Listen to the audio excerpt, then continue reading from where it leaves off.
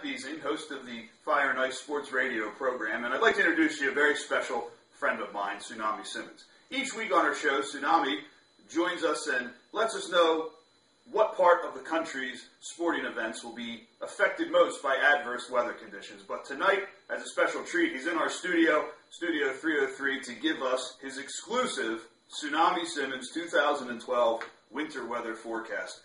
Tsunami, good evening. Good evening, Matt. Thank you for having me here tonight.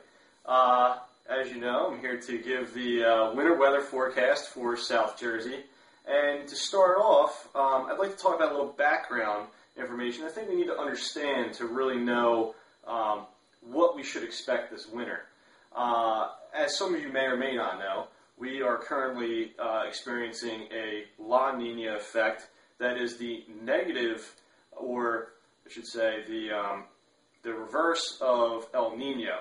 So La Nina is actually the cooling portion of the ENSO, which is the El Nino Southern Oscillation. So things that we need to know about that, reasons why we need to know about that is there are different upper atmospheric climate patterns that really impact global weather patterns that we see locally.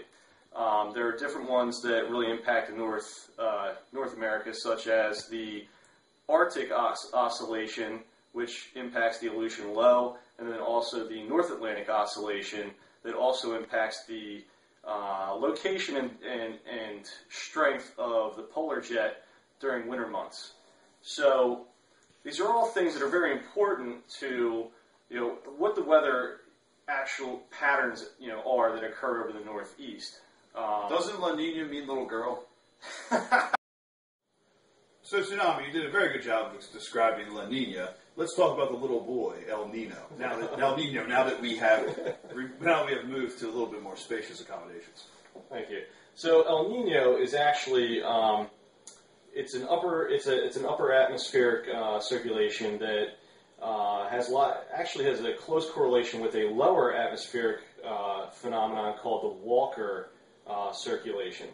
And the Walker circulation, named after an old person, which now the Walker circulation is a movement of rising and cooling air rising on the western Pacific, circulating to the east, and then sinking along the eastern Pacific, which gives us a westerly flow of air along the equator, which draws the warm surface water away from the eastern Pacific coasts of Central America and South America. Now, what happens with El Nino is actually a weakening of that Walker circulation, which slows that westerly flow of air away from the eastern coast the eastern Pacific.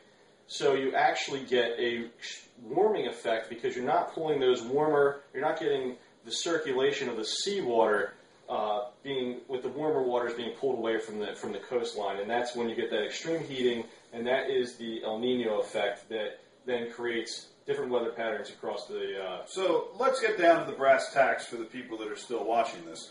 What does all this mean for us this winter? So in the Northeast, this actually has a lot of impacts.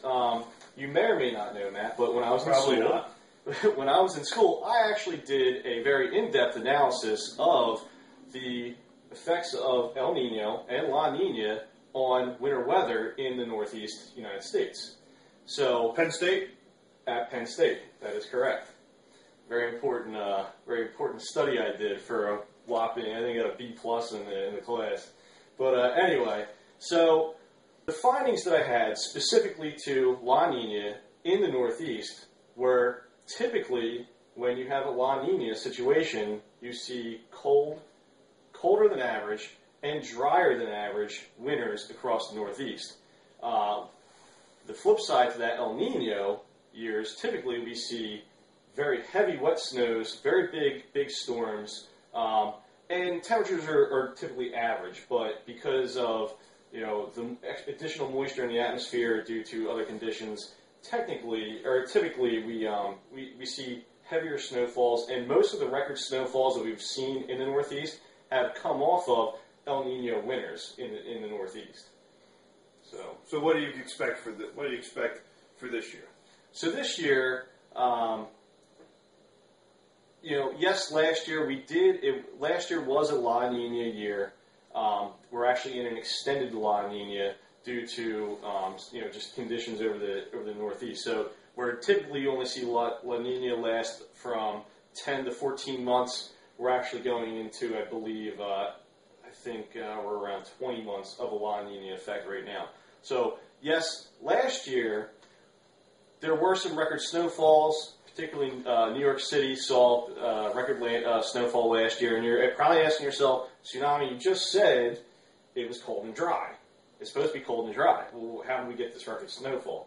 Well, the answer is we had a couple nor'easters that moved through last year, which added that moisture factor to that extremely cold air mass that was locked in over the Northeast, and we saw these record snowfalls.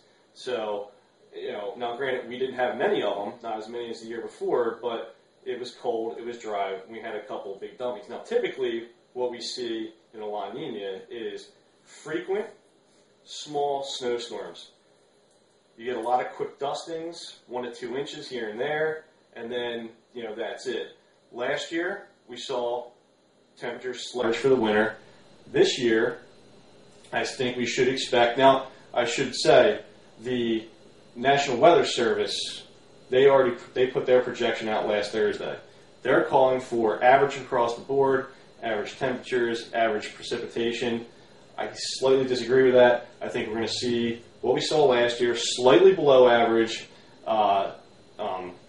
temperatures, and I think we're also going to see slightly low to moderate, almost average snow for the year, mostly due to that cool, dry effect that La Nina brings. So I wouldn't expect any record snowfalls that we've seen in the past. I doubt we're going to have very many, or if any, large wet snowfalls.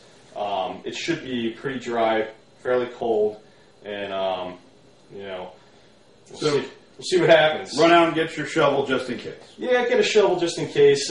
Make sure you got plenty of blankets this winter. Or snuggle up next to the one you love. Save a couple extra bucks for the oil or gas bill. It's gonna be cold. Well, South Jersey, you heard it here first. Tune in every Wednesday night at 8 o'clock to the Fire and Ice Sports Radio program. www.fireandicesports.com for Tsunami's weekly Gambler's Edge weather forecast. Only the best from the proven scientists. Forget the National Weather Service. Chumps. You heard it here first. Thank you, Tsunami. Thank you, Matt. Take care. Yes.